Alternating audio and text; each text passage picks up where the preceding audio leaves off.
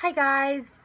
So today's topic, I want to talk about mindset. And first of all, it's kind of weird just talking in a video like this, but it's awkward for anyone, right, to come in and start talking on video. But I want to just start talking on video about some of these things that, like the law of attraction, that I have believed in for so long.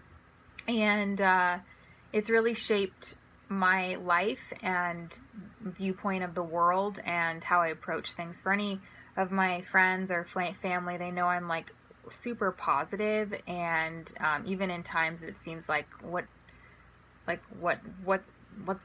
you got going on, girl? You know, and I've just really ridden the highs and the lows. And I went through a point where the last few years, financially, like, wasn't my priority because I prioritized my mental health and my emotional happiness. And in 2015, when I sold my house, like, I was good financially. Like 2012, I bought my house. So I made decisions that were financial, but they weren't holistic with keeping my life in balance and keeping me happy too. So now I'm on the after the finances were in balance and then the happiness is in balance and mental health, now I'm just on the up and up. So I have a lot to look forward to. I love being alone. I'm an introvert. Like, I'm an outgoing, I love talking to people, but once I kind of recollect myself and have that time. So quarantine for me hasn't been, I'm actually thankful for a lot of the time that I've had, and I've been really productive and able to just get a lot of things done in the last few weeks, especially being in my own place. So mindset really shapes everything we do. And for anyone who doesn't, I think it's easy to forget the power of our mindset and how it can really shape our reality. And we don't need to be specific all the time about exactly what we want, because when we are specific, we do get specific on the details. Sometimes it happens and then it's not exactly what you thought you wanted. So I listen to a lot of Abraham Hicks. She's like my law of attraction queen, go-to guru lady. Lately I've been also listening to Jake Ducey. He's really cool. He has a lot of like YouTube law of attraction videos.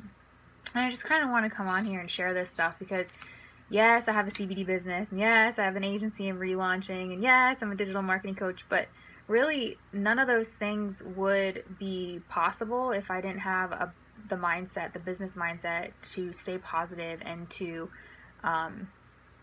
really just tell myself that just to keep going, girl, and just, I can do it. If you say you can't, like, it's never, it's everything is a mental game. And so, I'm really happy being back in Las Vegas after being gone for so long and coming back with so much to share with people that, of course, I haven't seen yet because we haven't been able to. But I'm just going to dive in and just keep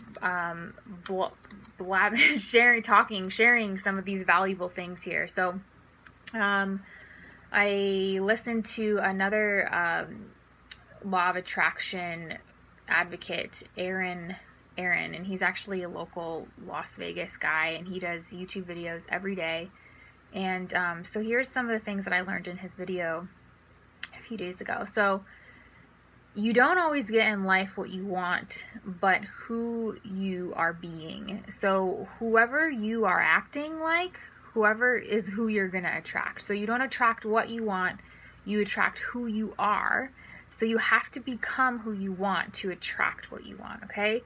So I did an exercise with some of the women, fellow ladies on my team this week, my direct marketing sales CBD team. And it was really, I think, powerful and impactful. So what we did was we wrote down what are the self-limiting beliefs that we have to that we have ourselves that's been holding us back, and then who do we have to become to squash those beliefs, and what do we need to let it go. And then we also listed out what things, hobbies, and way of life do we need to emulate to be that person we want? So for me, the examples of what that has been like is for the last few days or so, I've been doing a lot of like manifestation meditations and listening to like I am affirmations, and it's really been helpful. So another point here that I learned from Mr. Aaron is the ego wants to survive, and the ego wants to always be right. And so if you become aware of your thoughts, it's just awareness is key, right?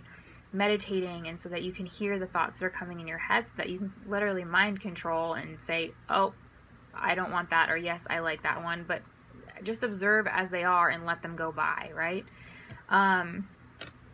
So then there's the analogy of, you know, you can become insatiated and bored, or even to the point of pain, and you want out, because we're just programmed to live a certain way where our minds become on autopilot, and we don't realize that we have way more control than we think we do about our thoughts and our environment and our surroundings,